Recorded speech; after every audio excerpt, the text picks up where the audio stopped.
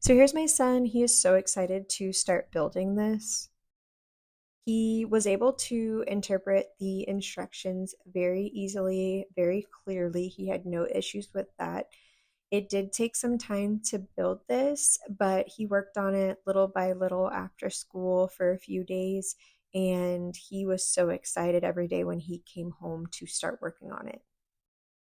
I'd say all in all, it maybe took an hour, hour and a half to build. It just took him a few days because he was working on it after school for small amounts of time.